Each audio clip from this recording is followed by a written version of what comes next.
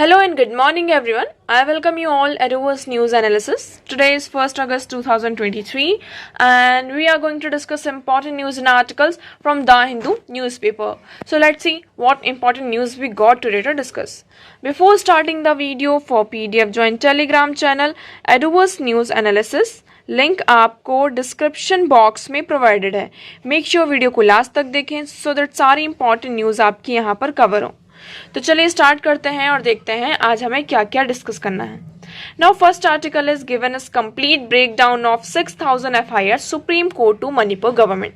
Now we all know that कि मणिपुर में at present क्या चल रहा है. ओके वहां पर क्या चल रहा है, आपका इथनिक कन्फ्लिक्ट चल रहा है. और ये जब से ये इथनिक कन्फ्लिक्ट स्टार्ट हुआ है आप देखेंगे 6000 जो एफआईआर हैं वो रजिस्टर हो चुकी हैं. और ये एफआईआर किससे रिलेटेड है आप देखेंगे स्पेशली इसमें क्या है. तो देखिए ethnic clashes in the state including case of murder, rape, arson crime against women, burning of villages, homes and places of worship. तो ये जितने भी एफआईआर हुई उसमें आपके जो रेप के केसेस हैं, मर्डर के केसेस हैं, जो विमेन के अगेंस्ट क्राइम यहाँ पर बढ़ रहे हैं उनके केसेस हो रहे आपके सामने आ रहे हैं. जो गांव है पूरे गांव के गांव, घर के घर, यहाँ पर जो वर्शिप प्लेसेस है उन सबको क्या किया जा रहा है, जलाया जा रहा है. तो इसी के चलते जब से ये कॉन्फ्लिक्ट स्टार्ट हुआ है तो अब तक वहां पर 6000 क्या हो चुके हैं एफआईआर अप्रोक्सीमेटली. यहाँ पर ये आपका एक्यूरेट डेटा नहीं है, अप्रोक्सीमेटली ये बताएगा कि 6000 एफआईआर रजिस्टर हो चुकी हैं. ओके नाउ यहाँ पर क्वेश्चन ये किया जा रहा है कि अब देखिए कुछ ही दिनों पहले यहाँ पर एक वीडियो सामने आते हैं और इस वीडियो में आप सभी ने देखा होगा कि जो नेकेड जो मैन होते हैं, आदमी होते हैं, वो नेकेड वुमेन से परेड कराते हैं और in the presence of mob बहुत सारी भीड़ होती है वहां पर और उनके साथ क्या किया जाता है, उन्हें सेक्सुअली हैरेस किया जाता है और उन्हें रेप किया जाता है. तो वहां पर पुलिस क्या कर रही थी उस टाइम पर, पुलिस मतलब जब ये सारी चीजें हो रही थी तो उस टाइम पे पुलिस क्या कर रही थी, यहाँ पे पुलिस पर एक्शन. अभी जो पूरा केस मणिपुर का है वो किसको दिया गया है, जो आपका सीबीआई है, सेंट्रल ब्यूरो ऑफ इन्वेस्टिगेशन, उनको दिया गया है कि उनके कोलैबोरेशन से यहाँ पर क्या किया जाएगा, केस को सॉल्व किया जाएगा. बट यहाँ पर हमें ये देखना होगा मॉब पुलिस नेक्सस हो रहा है. क्या हो रहा है यहाँ पर, mob police nexus. Mob police nexus का मतलब क्या है कि भीड़ के साथ साथ वहां पर पुलिस भी क्या है उसमें इंक्लूड हो गई है. भीड़ जो कर रही है पुलिस उसमें कुछ भी उनको ना तो रोक रही है ना ही कोई उसमें एक्शन ले रही है. तो यहाँ पर सबसे बड़ा क्वेश्चन यहाँ पर उठाया गया है. ओके इसी से चलते आपका नेक्स्ट पेज में यहाँ पर आगे अपन पढ़ेंगे तो एक और आर्टिकल आता है कि no excuse for violence against Manipur women. यहाँ पर हम कोई भी एक्सक्यूज नहीं दे सकते हैं जो कि मणिपुर की मतलब वायलेंस तो हो रहा है, ठीक है, हम वायलेंस का बट एक्सक्यूज नहीं दे सकते जो मणिपुर में वहां की वुमेन्स के साथ हो रहा है. तो अगर यहाँ पर कहीं भी वायलेंस होता है, कॉन्फ्लिक्ट होता है तो सबसे ज्यादा कौन सफर करता है, विमेन एंड चिल्ड्रन यहाँ पर सफर करते हैं. इसके बारे में आप सभी को पता है. तो यहाँ पर सुप्रीम कोर्ट की एक 3 बेंचेस की यहाँ पे बेंच हुई थी, मतलब 3 जजेस की यहाँ पे बेंच थी. वहां पर जो हमारे चीफ जस्टिस ऑफ इंडिया उन्होंने ये कहा कि what were the police doing from May 4 to May 18, the incident came to light involving 3 women paraded naked in the presence of mob. तो यहाँ पर ये कहा जा रहा है कि ये जो वीडियो है वो कब का है, 4 मई से मतलब 18 मई के बीच का है. ओके और यहाँ पर इस टाइम पर ये जो वीडियो है अभी सामने आया. क्यों सामने आया, क्योंकि वहां पर पूरा इंटरनेट शटडाउन था, ये सारी चीजें थी.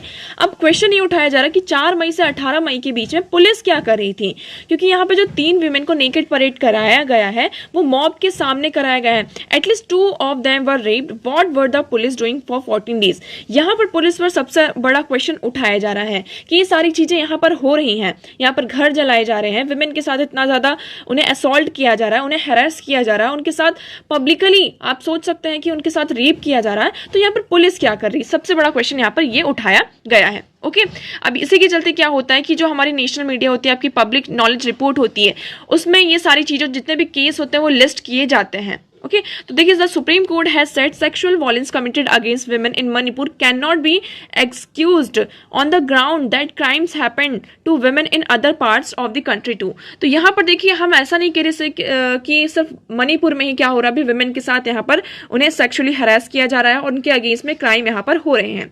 हमारी कंट्री के अदर पार्ट्स में भी हो रहे हैं बट जो मणिपुर का केस है इस टाइम पे पूरा ही अलग चलता हुआ नजर आ रहा है. जो हमारे कंट्री के अदर रीजन्स में वायलेंस हो रहा है, मतलब कि वुमेन्स के साथ जो वायलेंस हो रहा है उसको आप रीजन नहीं दे सकते हैं मणिपुर के केस में. ओके तो मणिपुर का जो केस है वो पूरी तरीके से यहाँ पर क्या है, अलग है. अब आगे बढ़ते हैं और देखते हैं इसमें आगे और क्या होता है, तो फर्दर इसको हम डिस्कस करेंगे. नाउ मूव करते हैं हमारे नेक्स्ट आर्टिकल की तरफ. तो आपका नेक्स्ट आर्टिकल है RPF constable shoot senior 3 passenger dead on train. तो यहाँ पर एक छोटी सी एक न्यूज है कि जो पुलिस पर्सनल थे, तो यहाँ पर जयपुर मुंबई सेंट्रल एक्सप्रेस थे, वहां पर जो RPF कांस्टेबल थे उन्होंने शूट किया सीनियर्स के ऊपर। तो इसके कारण यहाँ पर जो 3 पैसेंजर्स थे ट्रेन में, उनकी यहाँ पर क्या हो जाती है, जान चली जाती है। ओके, नाउ नेक्स्ट हम मूव करते हैं। अब हम बढ़ते हैं हमारे क्वेश्चन की तरफ। तो हमारा कल का क्वेश्चन ये था, कंसिडर द फॉलोइंग स्टेटमेंट्स। आपके पास कुछ स्टेटमेंट्स थी और आप लोगों को ये बताना था वेदर दे आर राइट और रॉन्ग। तो हम पहले स्टेटमेंट रीड करते हैं। जिन लोगों ने कल इस क्वेश्चन का आंसर नहीं किया था वो लोग वीडियो को पॉज करेंगे पहले और इस क्वेश्चन का आंसर कमेंट सेक्शन में करेंगे। आप सभी के लिए कंपलसरी है, मतलब ऐसा मतलब पार्टिसिपेट करिए, जितना ज्यादा आप पार्टिसिपेट करेंगे आपके लिए उतना ही ये बेनिफिशियल होगा। Okay, so try to participate, आप यहाँ पर पार्टिसिपेट करिए। अब चलिए बढ़ते हैं हमारे क्वेश्चन की तरफ। तो कंसिडर द फॉलोइंग स्टेटमेंट्स। आपके पास पहली स्टेटमेंट ये कहती है कि most of the world's coral reef are in tropical water. पहली स्टेटमेंट ये कि आप सभी को पता है ट्रॉपिकल वाटर क्या होता है। आपका जो मिडल एरिया, ये वाला जो पार्ट है, इसे हम ट्रॉपिकल एरिया कहते हैं। ओके, तो जो ट्रॉपिकल, जहां पर आपकी जो सनलाइट है वो डायरेक्टली यहाँ पर पड़ती है। तो ये कहा जा रहा है कि वर्ल्ड की जो most of the world's coral reef है वो कहाँ पाई जाती है, ट्रॉपिकल वाटर में पाई जाती हैं। तो क्या ये स्टेटमेंट आपकी सही है या गलत, ये आप लोगों को बताना था। Now next statement is saying more than 1/3 of the world coral reef are located in the territories of Australia, Indonesia and Philippines. Second statement क्या कह रहा है कि जैसे कि हम पूरे वर्ल्ड की कोरल रीफ को ले लें और उसमें मान लीजिए आपका पूरा 100% है, तो इस 100% में से जो इसका 1/3 पार्ट है वो कहाँ पाया जाता है, ऑस्ट्रेलिया, इंडोनेशिया एंड फिलीपींस में। तो क्या ये स्टेटमेंट आपकी सही है और गलत है, ये आप लोगों को बताना था। Now third statement is coral reef host for more animal phyla than those hosted by tropical rain forest. तो यहाँ पर ये कहा जा रहा है कि जैसे हम ट्रॉपिकल रेन फॉरेस्ट की बात करते हैं और कोरल रीफ की बात करते हैं, तो यहाँ पर सबसे ज्यादा कौन होस्ट करता है एनिमल्स को, मतलब कि एनिमल जो फाइला है हमारा, उसमें से कौन ज्यादा होस्ट करता है, मतलब किसके आसपास आपको जो एनिमल्स हैं, ओके, आपकी जो स्पीशीज है वो आपको ज्यादा देखने को मिलती हैं। तो इसमें से कौन सा स्टेटमेंट सही है, कौन सा गलत, ये आप लोगों को बताना है ना। इसका राइट ऑप्शन होगा ऑप्शन डी। इसमें तीनों स्टेटमेंट आपकी सही हो जाती हैं। हम आपकी जो मोस्ट ऑफ द वर्ल्ड की कोरल रीफ्स है वो ट्रॉपिकल वाटर में पाई जाती हैं। आप ये मैप देखेंगे आपको समझ में आएगा ट्रॉपिकल क्या होता है। पहले तो हम ये देख लेते हैं। Most of the world coral reef are located within the tropical zone between 30 degree north and 30 degree south latitude। तो हमारा यहाँ पर आप देखेंगे ये 20 डिग्री साउथ है, 40 डिग्री साउथ है, तो आप देखिए 40-20 के बीच में कहीं पर 30 होगा। तो 30 डिग्री साउथ से अगर आप इसको यहाँ पर वो करते हैं, एनालाइज करेंगे, और ये 30 डिग्री नॉर्थ से, तो आपको देखिए ज्यादातर जो कोरल रीफ है आपको ये ट्रॉपिकल रीजन में ही दिखाई दे रही होंगी, है ना। तो ये कहां पर है, तो आपका फर्स्ट स्टेटमेंट सही हो जाता है। सेकंड हम बात करते हैं किसकी, कि more than 1/3 of the world's coral reef are located in the territory of Australia, Indonesia and the Philippines. तो यहाँ पर 1/3 ऑफ द जो मतलब मोर देन 1/3 ऑफ द जो कोरल रीफ है कहाँ आपकी लोकेटेड है, ऑस्ट्रेलिया, इंडोनेशिया एंड फिलीपींस में। Okay, the coral reefs are mostly common grown in Pacific Indian Ocean due to shallow, warm and clean water. आपकी जो कोरल रीफ्स होती है मेनली कहाँ पर ग्रो करती हैं, जो आपका पैसिफिक एरिया है, मतलब पैसिफिक ओशन है, इंडियन ओशन है, या हमारा इंडियन ओशन है। ओके, तो ये देखिए ये इंडियन ओशन है, आप सभी को पता है, ये है इंडिया हमारा, और ये है ऑस्ट्रेलिया। यहीं पर आपका जो फिलीपींस है, आपका जो इंडोनेशिया है, वो नेशन आते हैं। तो आप सभी को यहाँ पर दिखाई दे रहा होगा कि ज्यादातर जो कोरल रीफ्स हैं इस एरिया में, इस रीजन में सबसे ज्यादा हमें दिखाई दे रही है, मतलब इंडियन ओशन और आपका जो पैसिफिक ओशन है मेनली। तो some scientist estimate that more than 25,000 described species from 32 of the world's 33 animal phyla live in reef habitat. तो यहाँ पर 25,000 जो डिस्क्राइब स्पीशीज है उसमें से 32 जो स्पीशीज हैं वर्ल्ड्स की, 33 जो एनिमल फाइला है वो कहाँ रहती है, रीफ हैबिटेट में रहती हैं, जो कि 4 times of the number of the animal phyla found in the tropical rain forest. तो आपके तीनों स्टेटमेंट यहाँ पर क्या हो जाते हैं, सही हो जाते हैं। मूव करते हैं हमारे नेक्स्ट क्वेश्चन की तरफ। तो हमारा आज का नेक्स्ट क्वेश्चन है, With reference to casual workers employed in India, consider the following statements। अब यहाँ पर बात की जा रही किसकी, कैजुअल वर्कर्स की। तो इससे रिलेटेड इसके रेफरेंस में आपके पास 3 स्टेटमेंट्स हैं। Now you have to tell whether they are right और wrong. Now first statement is saying all casual workers are entitled to employees provident fund coverage. यहाँ पर जितने भी आपके कैजुअल वर्कर्स होते हैं, क्या वो इंटाइटल हैं किसके लिए, आपका जो पीएफ होता है, आपको जो प्रोविडेंट फंड होता है उसके लिए क्या इंटाइटल्ड है, क्या ये स्टेटमेंट सही है, आप लोग को ये बताना है। All casual workers are entitled to regular working hours and over time payment. हम कैजुअल वर्कर की बात कर रहे हैं तो वो क्या एक वर्किंग आवर जो फिक्स है उसके लिए वो इंटाइटल्ड है। अगर वो ओवर टाइम करते हैं तो क्या उस ओवर टाइम का उन्हें पेमेंट किया जाएगा या नहीं। तो ये स्टेटमेंट आपकी सही है या गलत, ये आपको बताना है। Now third statement is saying the government can buy notification specify that establishment or industry shall pay wages only through its bank account। क्या यहाँ पर गवर्नमेंट के पास आप ऐसा कह सकते हैं राइट है कि वो एक नोटिफिकेशन इशू कर सकती है और उस नोटिफिकेशन में ये कहती है कि जितने भी इंडस्ट्री हैं, यहाँ पे जितने भी इंस्टीट्यूशंस हैं, ऑर्गेनाइजेशंस हैं, तो उनकी जो एम्प्लॉयज़ हैं उनको वेजेस कैसे प्रोवाइड किया जाएगा, उनके बैंक अकाउंट में प्रोवाइड किया जाएगा। तो क्या ये स्टेटमेंट सही है, क्या स्टेटमेंट गलत है, ये आप लोगों को कमेंट सेक्शन में बताना है। वीडियो को लास्ट तक देखिएगा, वीडियो के लास्ट में इस क्वेश्चन का आंसर आप लोगों को दिया जाएगा। Now next question is which of the following is geographically closest to Great Nicobar. हम यहाँ पर किसकी बात कर रहे हैं, ग्रेट निकोबार की। ये आपका ज्योग्राफी का क्वेश्चन है। ओके तो इसमें से आपको ये बताना जो हमारा ग्रेट निकोबार है इससे यहाँ पे क्लोजेस्ट ज्योग्राफिकली कौन सा एरिया आपका सबसे ज्यादा क्लोज है। तो आपके पास ऑप्शन है Sumatra, Borneo, Java and Sri Lanka. तो आप लोगों को इस क्वेश्चन का आंसर कमेंट सेक्शन में करना है और इसका आंसर आप लोगों को कल दिया जाएगा, तो कल का वीडियो देखना ना भूलें। चलिए मूव करते हैं और आगे बढ़ते हैं। हमारा नेक्स्ट आर्टिकल है IIT Bombay puts out anti discrimination norms ahead of arrival of new batches. Now आप सभी को पता है कि आईआईटी बॉम्बे और जितने भी आपके वेरियस इंस्टीट्यूशंस हैं यहाँ पर जो डिस्क्रिमिनेशन वाले केसेस हैं बहुत ज़्यादा सामने आ रहे थे। इसी के चलते कुछ दिनों पहले से रिलेटेड एक आर्टिकल भी आया था, हमने इसको बहुत अच्छे से डिस्कस किया था कि जो Indian institute of technology Bombay है वहाँ पर एक जो दलित बीटेक स्टूडेंट होता है वो सुसाइड कर लेता है। ऐसे बहुत सारे केसेस आते हैं कि जो बच्चे हैं, स्टूडेंट्स हैं, due to they are facing discrimination. क्यों? क्योंकि वो लोअर कास्ट के हैं, वो शेड्यूल्ड ट्राइब्स और शेड्यूल्ड जो आपके कास्ट से रिलेटेड यहाँ पर होते हैं, लोअर क्लास के होते हैं। तो जो अपर क्लास के स्टूडेंट्स होते हैं वो क्या करते हैं, उनके साथ बहुत ज़्यादा डिस्क्रिमिनेशन होता है।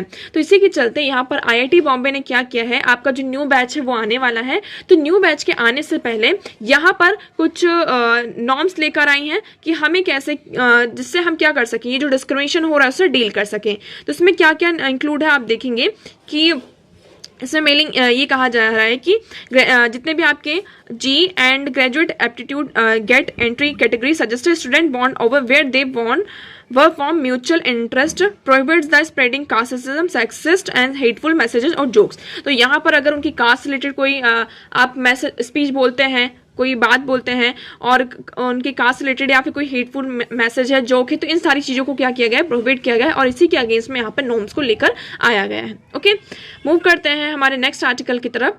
अब देखिए इस आर्टिकल में आपको इतना ज़्यादा इन्वॉल्व होने की जरूरत नहीं है। इस आर्टिकल में बात की जा रही है in article 370 hearing the original tax and split counts. यहाँ पर हम बात कर रहे हैं किसकी, आर्टिकल 370 की। अब आप सभी को पता होगा आर्टिकल 370 क्या है, बहुत अच्छे से आप सभी को पता होगा। आर्टिकल 370 हमारा जम्मू कश्मीर के एडमिनिस्ट्रेशन से यहाँ पर रिलेटेड था। किससे रिलेटेड था, आपका जम्मू एंड कश्मीर से रिलेटेड। तो 2 अगस्त को यहाँ पर कल की बात है, मतलब आज नहीं कल यहाँ पर होने जाएगा। Supreme court of India will begin hearing oral argument in case concerning article 370 of the constitution. यहाँ पर 370 ऑफ द कॉन्स्टिट्यूशन में जो अमेंडमेंट किया गया है तो उससे के चलते यहाँ पे कुछ लोगों ने पिटीशन फाइल करी सुप्रीम कोर्ट में और इसकी सुनवाई कल होगी सुप्रीम कोर्ट में। यहाँ पर यह कहा जा रहा है कि जो आर्टिकल 370 में चेंज किया गया है ये कब किया गया था, आपका 2019 में 5 अगस्त 2019 में इस चेंज को लाया गया था, जिसमें क्या कहा गया है कि amendments were made to make applicable the entirety of India's constitution of Jammu and Kashmir. The state were also surrender to union sundered into 2 union territories Jammu and Kashmir and Ladakh. 370 से क्या होता है आपका, 370 को अब हटा दिया गया जिसके कारण यहाँ पर जम्मू एंड कश्मीर पहले जो स्टेट था अब क्या बन चुका है, यहाँ पर 2 आपकी union territory Jammu and Kashmir and Ladakh आपके सामने आती हैं। अब ये कब किया गया था, 370 में जो चेंजेस कब किए गए थे, जब वहाँ पर प्रेसिडेंट रूल था। तो these decisions were made at a time when the state was under president rule with no elected legislative assembly in place.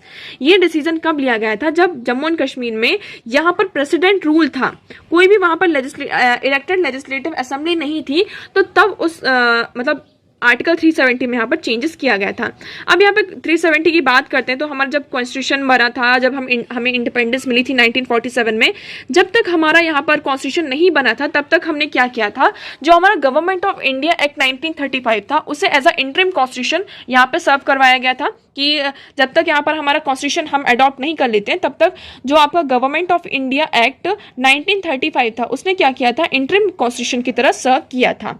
उसमें यहाँ पर एक क्वालिफिकेशन मतलब कि जो आर्टिकल 370 उसे लिखा गया था जिसमें उन्होंने ये कहा, क्योंकि उससे पहले ये था जितने भी आपके प्रिंसली स्टेट्स थे उन्हें ये कहा गया था कि वो अपने अकॉर्डिंग यहाँ पर डिसीजन ले सकते हैं, काम कर सकते हैं। इसी के चलते सुप्रीम कोर्ट का की भी मैटर यहाँ पे कंसर्न में आता है कि stipulates that the parliament could legislate for Jammu and Kashmir only over matter concerning external affair, defence and communication.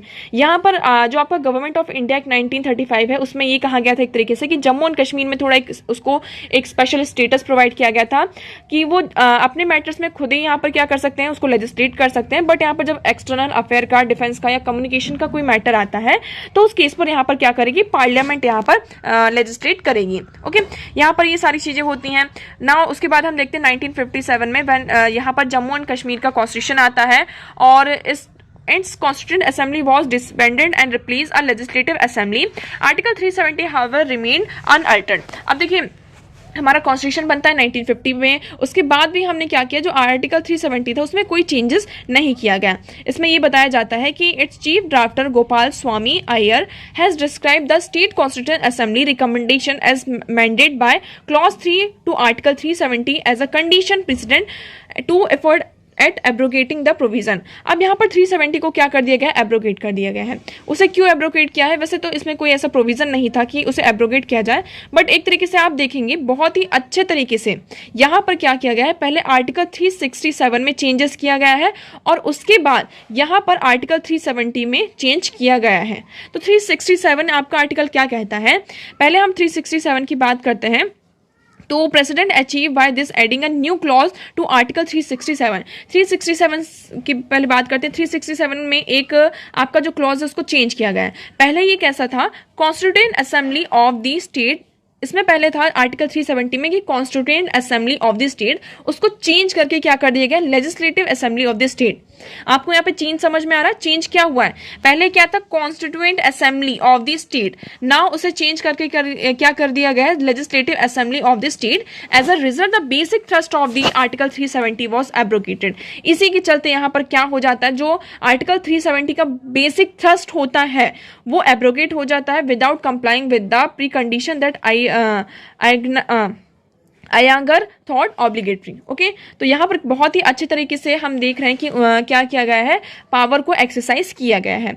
अब यहाँ पर कुछ कॉन्सिक्वेंसेस की बात करते हैं। With the Jammu and Kashmir under president rule the governor came to act not only as a state legislative assembly but also on its constituent assembly. तो यहाँ पर जितने भी आर्टिकल्स उसको अब पास किया गया। अब इसमें इसी के चलते यहाँ पर क्या हो रहा है, पिटीशन फाइल की जा रही है। पिटीशन क्यों फाइल की जा रही है, अब पहले हम आर्टिकल 367 को बहुत अच्छे से देख लेते हैं।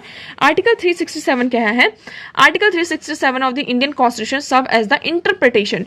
ये किसकी बात करता है कि interpretation clauses of the constitution. हमारे कॉन्स्टिट्यूशन में बहुत सारे क्लॉजेस हैं तो उसको इंटरप्रेट करने का काम किसका है, आपके आर्टिकल 367 के अंडर ये पावर आती है। It provides guidance to on the interpretation of various provisions of the constitution and set out the rules for determining the meaning of word and phrase used in constitution।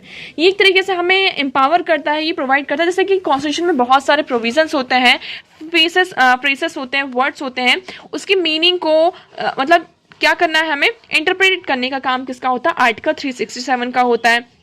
Now, Article 367 is interpretive article, which means that it provides guidance on the interpretation of other articles in the Constitution। अब ये एक तरीके से जो आपका काम करता है आर्टिकल 367 वो गाइडेंस प्रोवाइड करता है। तो कॉन्स्टिट्यूशन में हमारे जो अलग दूसरे आर्टिकल्स हैं उन्हें भी क्या करता है, हम उसे भी 367 का यूज करके उनको क्या कर सकते हैं, इंटरप्रेट कर सकते हैं।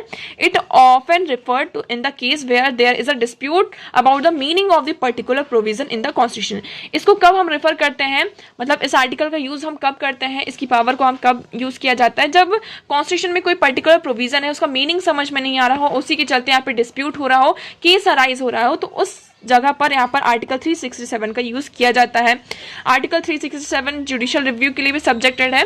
The supreme court of India has held that article 367 is important part of the constitution and that it must be given due weight and respect by court while interpreting the constitution. तो यहाँ पर supreme court ने article 367 की importance को बताते हुए ये कहा है कि इसको हमें क्या करना चाहिए, रिस्पेक्ट करना चाहिए और इसकी जो वेटेज है उसको समझने की जरूरत है जब हम यहाँ पर कॉन्स्टिट्यूशन को इंटरप्रेट करते हैं। ओके, तो आई होप आपको आर्टिकल 367 तो बहुत ज्यादा क्लियर होगा। तो इसमें यही कहा जा रहा है कि जो आर्टिकल 370 में चेंज किया गया है उसमें पहले आर्टिकल 367 को चेंज किया गया है, उसमें एक क्लॉज को ऐड किया गया है, उसके बाद यहाँ पर आर्टिकल 370 को चेंज किया गया है।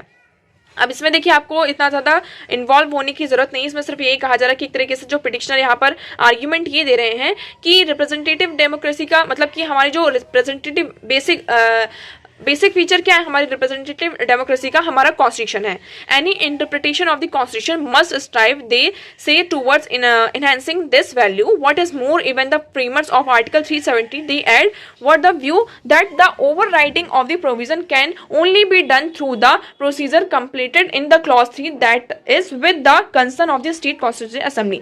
अब इसमें ये कहा जा रहा है हम रिप्रेजेंटेटिव डेमोक्रेसी की बात करते हैं तो हमारे रिप्रेजेंटेटिव डेमोक्रेसी का बेसिक फीचर क्या है, हमारे कॉन्स्टिट्यूशन है और कॉन्स्टिट्यूशन का जो इंटरप्रिटेशन होना चाहिए उसमें जो वैल्यूज है उन्हें इनहेंस करने के लिए होना चाहिए, उसकी जो वैल्यूज उन्हें हमें इनहेंस करना चाहिए।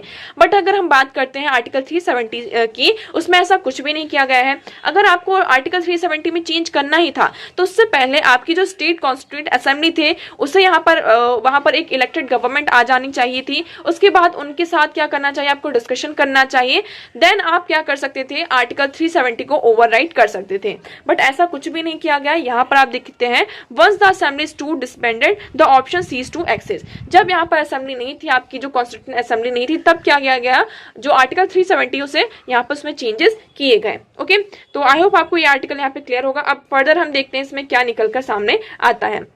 मूव करते हैं हमारे नेक्स्ट आर्टिकल की तरफ। हमारा नेक्स्ट आर्टिकल है रिकैलिब्रेटिंग इंडियाज क्लीन कुकिंग स्ट्रेटेजी। यहाँ पर हम बात करें किसकी, क्लीन कुकिंग स्ट्रेटेजी की। अब क्लीन कुकिंग स्ट्रेटेजी की बात करते हैं।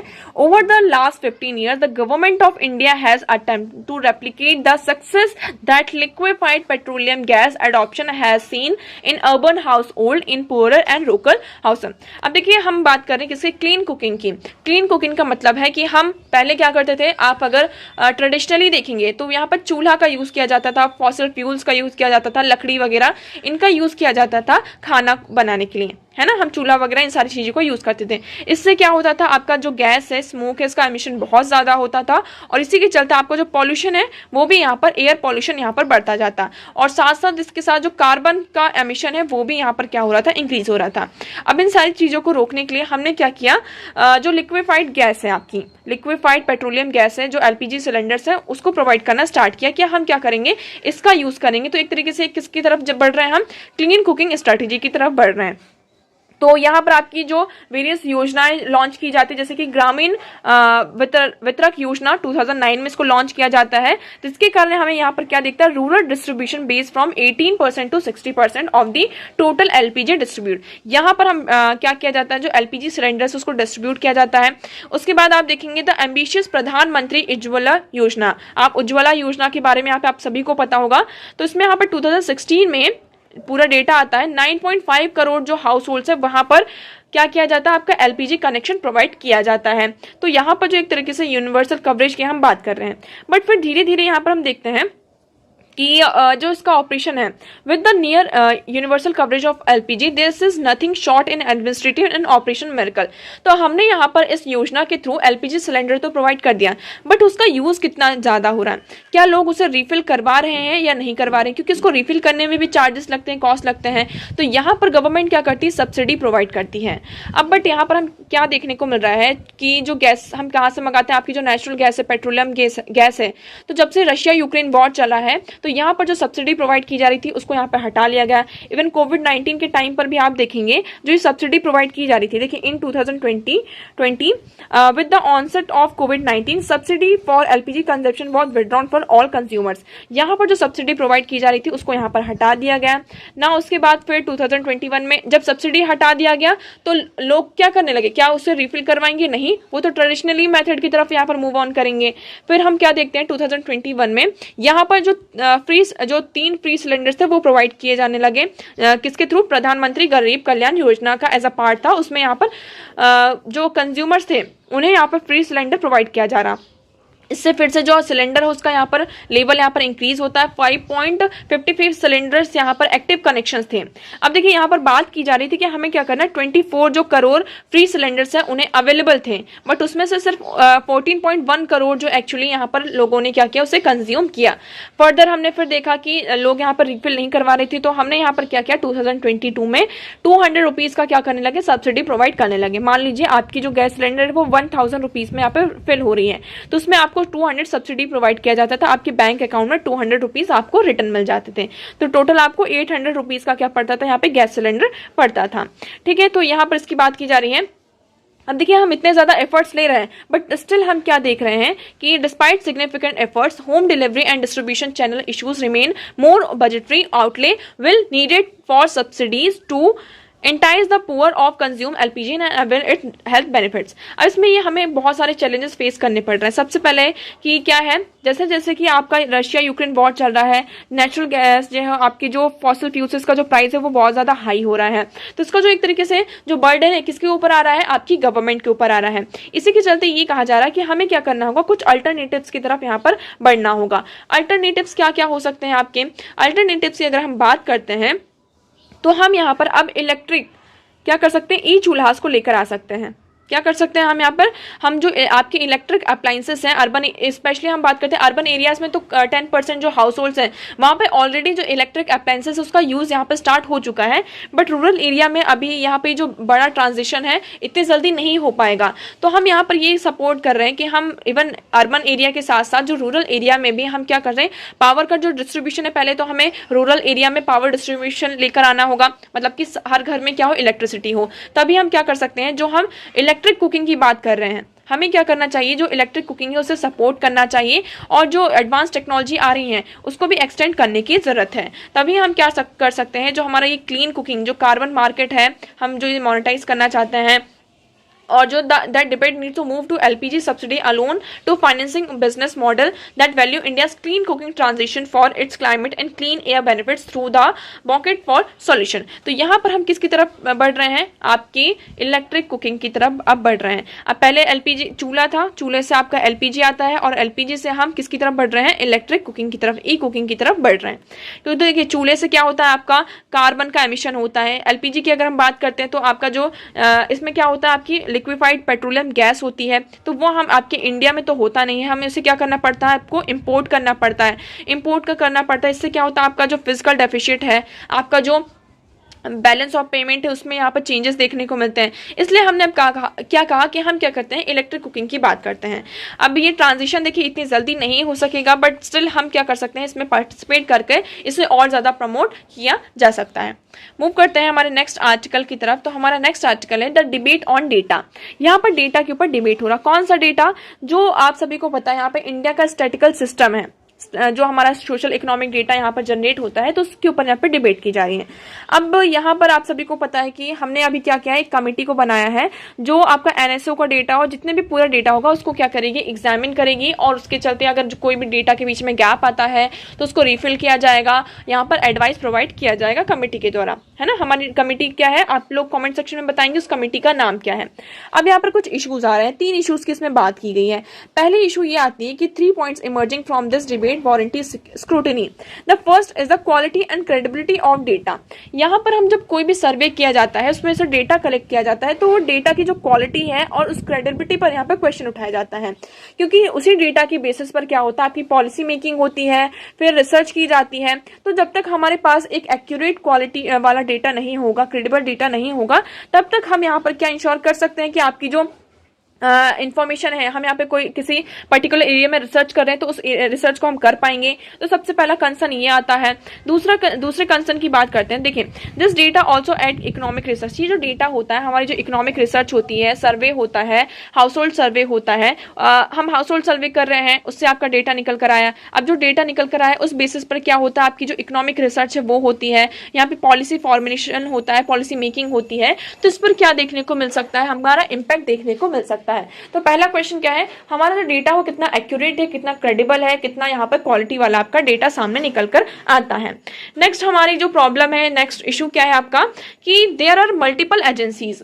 यहाँ पर डेटा को कलेक्ट करने के लिए आपकी बहुत सारी मल्टीपल एजेंसीज हैं, है ना। जैसे कि हम बात करते हैं, जो आपका जीडीपी का होता है, जीडीपी का जो डेटा निकल कर आता है वो कौन कैलकुलेट करता है, मिनिस्ट्री ऑफ कॉर्पोरेट अफेयर करती है। अब उसी के साथ साथ अगर आप देखेंगे एनुअल सर्वे ऑफ इंडस्ट्रीज के साथ भी क्या होता है, ये डेटा यहाँ पर आपका सामने आता है। तो दोनों के जो डेटा होते हैं उसके बीच में हमें गैप दिखाई देता है। तो moreover, in 2019 report by the National Sample Survey Office on the service sector found that nearly 36% of the companies in the MCA 21 system that were used in computing GDP were either not traceable and not classified properly। तो इसमें से ये कहा जा रहा है national sample survey office के द्वारा कि यहाँ पर जो मिनिस्ट्री ऑफ कॉर्पोरेट अफेयर है आपकी 2021 का जो पोर्टल है, उसमें जो भी आपके टैक्टिक्स यूज किए गए थे इतने ज्यादा वो क्या है, रिलायबल नहीं है। उस बेसिस पर मतलब जीडीपी जिस बेसिस पर यहाँ पे कैलकुलेट की गई थी वो इतनी ज्यादा रिलायबल नहीं है। तो यहाँ पर वेरियस क्या है, आपको क्या देखने को मिल रहा है, मल्टीपल्स आपको इंडिकेटर्स हैं आपके जो प्रोवाइड हो रहे हैं। यहाँ पर डिफरेंट अलग अलग डेटा आप एजेंसीज हैं, वो अलग एजेंसीज यहाँ पर अलग अलग डेटा प्रोवाइड करती हैं। तो यहाँ पर थोड़ा क्या होता है, आपका कंफ्यूजन क्रिएट होता है। थर्ड इसमें बात की जा रही है किसकी, the competence and ability of this system to generate and disseminate high quality data is the third issue. Third issue हमारा क्या है कि आपका यहाँ पर किसके द्वारा, किस सिस्टम के द्वारा आपका क्या किया जा रहा है, डेटा को जनरेट किया जा रहा है। तो उसका कॉम्पिटेंस कितना है, उसकी एबिलिटी यहाँ पर कितनी है। अब हम बात करते हैं जैसे कि आपका नेशनल फैमिली हेल्थ सर्वे किया जाता है ना, बहुत सारे आपके सर्वे किए जाते हैं। तो यहाँ पे माइक्रो लेवल पर अब क्या होता है, जो ये डेटा होता है, डेटा तो सामने आ जाता है, बट वो डेटा हमने सर्वे कर लिया, बट वो डेटा बहुत दिनों बाद क्या होता है, उसका पब्लिकेशन होता है। तो यहाँ पर क्या होता है, डिले बहुत ज्यादा सर्वे में डिले होता है, जिसके कारण जो इसका अल्टीमेट इम्पैक्ट है किसके ऊपर देखना पड़ता है, जो हमारी इकोनॉमी है, जो माइक्रो लेवल को जो डेटा यहाँ पर होते हैं, जो लोग इस डेटा से रिलेटेड यहाँ पर मतलब की पॉलिसी बनाना चाहते हैं, कोई प्रोग्राम लेकर आना चाहते हैं, क्योंकि डेटा की बेसिस पर ही क्या होता है, आपकी पॉलिसी मेकिंग होती है। तो यहाँ पर डिले देखना, सर्वे में बहुत ज्यादा कई बार क्या होता है, डिले होता है। अब आप सभी को पता है जैसे कि हमारा जो सेंसस होने वाला था, पॉपुलेशन सेंसस था वो 2021 में होने वाले था। अब 2023 हो चुका है, अभी तक हमारा पॉपुलेशन सेंसस नहीं हुआ है। तो इसी तरीके से यहाँ पे क्या होता है, आपका डिले होता है। तो non availability of the updated data hinder the assessment of economic growth and poverty reduction. तो यहाँ पर क्या बताया जा रहा है कि जो हमारे पास अपडेटेड डेटा नहीं होता, डेटा तो होता है बट वो पुराना डेटा होता है। हमें क्या चाहिए, एकदम एक्यूरेट जो अपडेटेड डेटा है वो चाहिए, तभी हम क्या कर सकते हैं, जो हमारी इकोनॉमिक ग्रोथ है उसे एसेस कर सकते हैं, जो पॉवर्टी रिडक्शन की बात है उसको हम असेसमेंट वहां पर कर सकते हैं। तो थर्ड हमारी प्रॉब्लम क्या हो गई, non availability of updated data. तो यहाँ पर एक अर्जेंट अटेंशन की हमें जरूरत है, एक क्रेडिबल और कोहेरेंट डेटा की जरूरत है, जिससे हम क्या कर सके, जो हमारी इकोनॉमिक और सोसाइटी के प्रॉब्लम्स हैं उस पर हम प्रॉपर अटेंशन पे कर सकें। ओके, तो आई होप आपको ये आर्टिकल यहाँ पर क्लियर होगा। मूव करते हैं नेक्स्ट आर्टिकल की तरफ। हमारा next article, women do 7 hours और household man under 3 hours.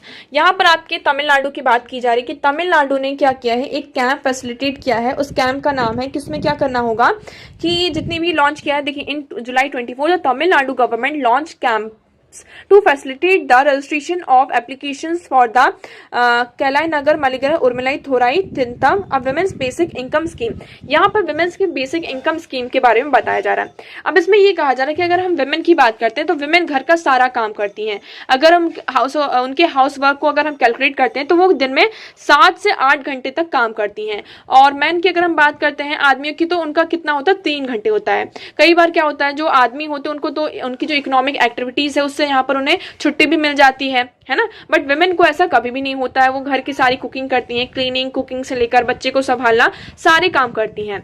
तो एक तरीके से क्या होता है हम ये देखते हैं कि उनके साथ इस चीज को एड्रेस करने के लिए, और वो भी कैसा होता है, अनपेड होता है। ये जो भी हाउस वर्क यहाँ पर करती है वो कैसा होता है, आपका अनपेड होता है। तो इसी के चलते तमिलनाडु में क्या किया गया है, आपकी एक बेसिक इनकम स्कीम को लेकर आया है, जिसके थ्रू यहाँ पर उन विमेन को, जितने भी यहाँ पर विमेन है अनपेड लेबर्स हैं, उन्हें हर महीने 1,000 रुपए प्रोवाइड किया जाएगा उनके एलिजिबल हाउस होल्ड वर्क के लिए। तो Madras court High Court held that homemakers are entitled to an equal share in household properties purchased by the husband। इसी के चलते यहाँ पे मद्रास हाई कोर्ट ने भी ये कहा था कि जो आपकी प्रॉपर्टी हस्बैंड के द्वारा परचेस की जाती है तो उसमें विमेन का भी क्या होता है, उसकी वाइफ का भी यहाँ पे इक्वल शेयर होता है। क्यों? क्योंकि जितना कंट्रीब्यूशन आप कर रहे हैं आपकी फैमिली के साथ यहाँ पर, उतना ही कंट्रीब्यूशन किसका हो रहा है, आपकी वाइफ का भी हो रहा है, आपके फीमेल पार्टनर का भी यहाँ पर हो रहा है। अब हम बात करते हैं जैसे कि वर्किंग वुमेन होती हैं, तो यहाँ पर एक तरीके से हम इंडियन वुमेन की बात करते हैं, तो एक आपका जब से मतलब विमेन हो जाती है उनके साथ यहाँ पे एक रिस्पॉन्सिबिलिटी आ ही जाती है कि हमें क्या करना है, डोमेस्टिक एंड केयर वर्क आपका क्या है, ये काम ही है कि आपको ये करना ही, चाहे आप वर्किंग वुमेन है या फिर घर में रह रहे हैं तो भी आपको ये काम करना ही पड़ेगा। ठीक है, तो इसलिए यहाँ पर देखिए ये स्कीम आई है। अब इसमें स्कीम में पूरा डेटा सामने आया है कि अगर आप डेटा को यहाँ पर देखते हैं, एनालाइज करते हैं हम पूरा, तो इसमें आपको क्या देखने को मिलता है, married women spend most amount of time engage in unpaid work nearly 8 hours. यहाँ पर हम मैरिड वुमेन की बात कर रहे हैं। मैरिड वुमेन यहाँ पर 8 घंटे, अपना 8 घंटे किस में यहाँ पर स्पेंड करती हैं, अनपेड वर्क में, compare to women who are widows, divorce, separated and have never married. तो यहाँ पर उनके कंपैरिजन किया गया है कि आपके पास मान लीजिए 2 वुमेन है, एक आपकी मैरिड वुमेन है और दूसरे यहाँ पर डाइवोर्स वुमेन है और विडोज हैं और सेपरेटेड जो वुमेन है और जिन्होंने शादी नहीं करी, तो वो कितना यहाँ पे 5.7 आवर्स का वर्क उनका होता है और मैरिड वुमेन का यहाँ पे 8 आवर्स का होता है। तो यहाँ पे इतना डिफरेंस क्यों दिखाई दे रहा है, आप लोगों को समझ में आ रहा होगा, क्योंकि वो जो वुमेन है वो कैसे रह रही है, वो अकेले रह रही है, तो वो सिर्फ अपना काम करती हैं, है ना। और यहाँ पर मैरिड वुमेन की अगर हम बात करती हैं तो मैरिड वुमेन में उनको जो फैमिली, अपने काम के साथ साथ उनको फैमिली को भी, उनका हस्बैंड जो है, उनके जो बच्चे हैं, उन सब का भी ध्यान रखना पड़ता है। तो इसी के चलते in contrast married man spend at least amount of unpaid work 2.8 hours compare to man who are widow, divorce and 4.2 hours have never married 3.1 hour. तो इसमें देखिए जैसे इसमें टोटल आप उल्टा देखने को मिल रहा है।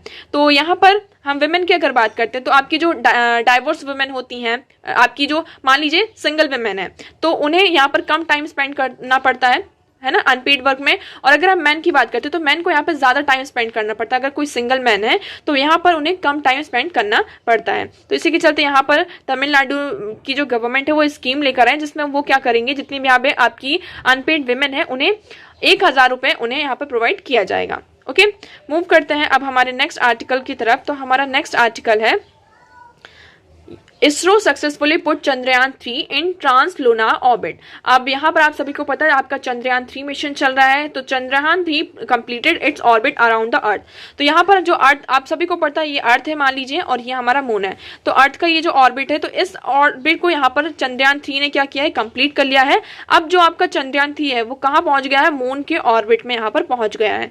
फर्दर हम देखते हैं यहाँ पर कितना सक्सेसफुल रहता है। हम उम्मीद करते हैं कि हमारा जो मिशन है वो सक्सेसफुल यहाँ पर रहे। ओके, नेक्स्ट हम मूव करते हैं। अब हमारा नेक्स्ट आर्टिकल है यहाँ पर Sri Lankan envoys bat for land connectivity.